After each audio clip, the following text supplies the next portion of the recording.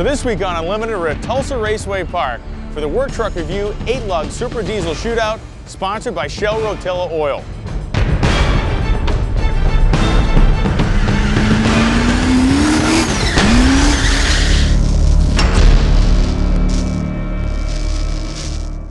For a long time, everyone just thought of diesel trucks as a work vehicle or something that you took and maybe pulled a sled with every once in a while. But 10 to 15 years ago, something crazy happened.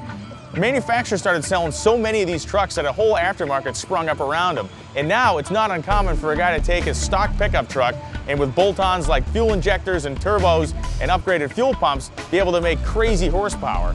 Diesel engines are great in the fact that you start out with basically a bomb-proof bottom end in these things. The crankshafts are all forged steel, they got forged connecting rods. They're built really strong to start with right out of the factory. So they respond to bolt-ons and upgrades unlike any other gas motor you've met. This is a great event as it takes and really showcases the diversity of diesel trucks. These guys make crazy horsepower and they display it on the dyno, they got a sled pull, and they also got a drag race.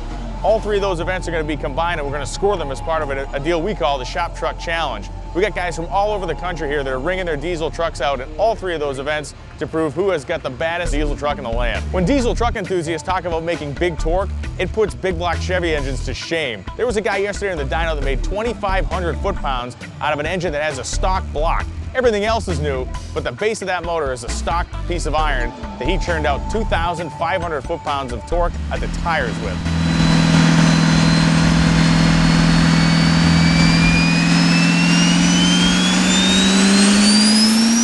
When you see him throwing 1,800 horsepower to the dyno, it's great to see that. I'm glad to see him at this event. Truck is just a blast to watch. It jumps straight up, jumps to the left, jumps to the right, and how he gets it down the racetrack, I do not really know.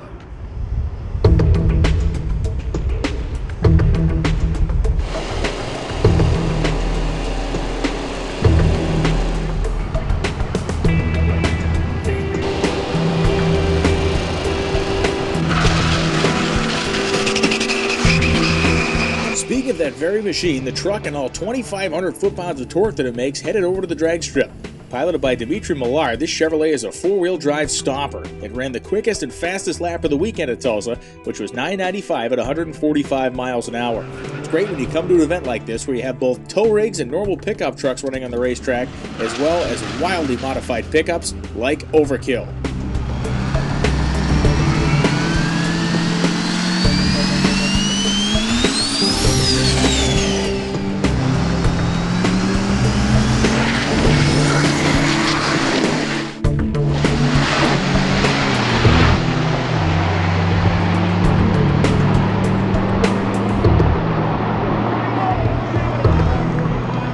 Anybody who thinks these trucks aren't hot rods is really out of their mind. These guys are starting with stock trucks that make a couple hundred horsepower. In some cases, the modern trucks make 300 plus, but they're making 600-700 horsepower with bolt-on parts. It's the same as somebody taking a small block Chevy, going to their garage and bolting headers and a cam and all the deal into it. These guys are doing essentially the same stuff. So hot rodding the diesel world is totally the same as hot rodding on the gas side of things. Granted, their vehicles are 3 times as heavy as most of the stuff you'd find on a drag strip normally, but it runs just as hard. One of the most interesting vehicles on the grounds at Tulsa was the drag strip Greg Hogue.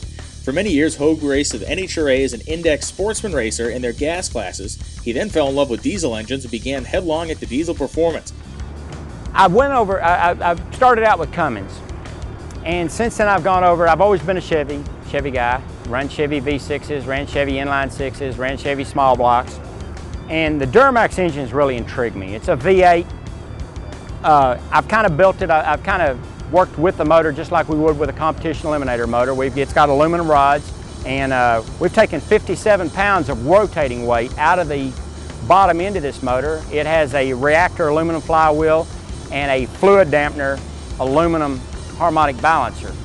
And my motor builder is a guy named Dave Mosier, who I grew up with the comp eliminator team, and he built the motor for me, and it's built like a comp eliminator. Chris Franks at Frankenstein Racing Heads did the cylinder heads, and then Greg Young at ZZ Custom Fab, he did the intake manifold and headers and most of the fab work on it. We use a Top Fuel style wrist pin, we'll call the Coletta pin. We use the Shell ROTELLA and the Shell synthetic diesel oils. Feel it works with the bearings really well. The car is a Charlie Stewart racecraft dragster. It was built for a combination of running diesel engine and running B-Dragster automatic with a Pro Stock motor. Just gonna have a good time with this car. Hogue plans to use the dragster to develop NHRA sportsman talent into seasoned veterans ready for the professional ranks.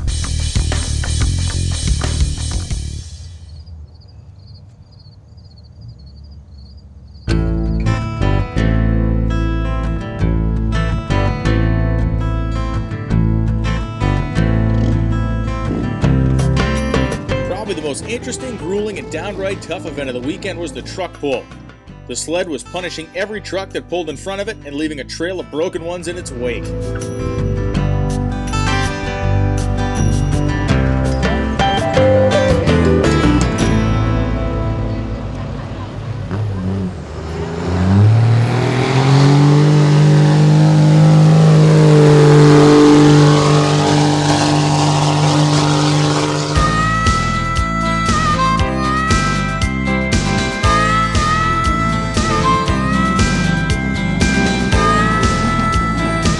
As the sun set on the horizon, the final battle of the shop trucks was in full swing. Some trucks were able to drag the sled over 300 feet. Others didn't even make it a full 6 before they broke.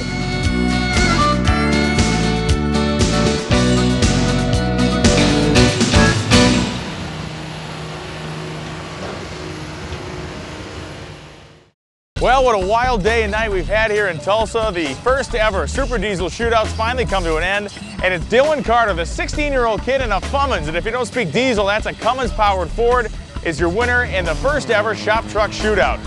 He did very well in the drag race and on the dyno, and then he did a fantastic job on the sled pull to take the overall win. Been a great first event here. Rotella Oil was fantastic to be the sponsor of this deal. Looks like it's going to be a great event for years to come. And we're signing off from Tulsa.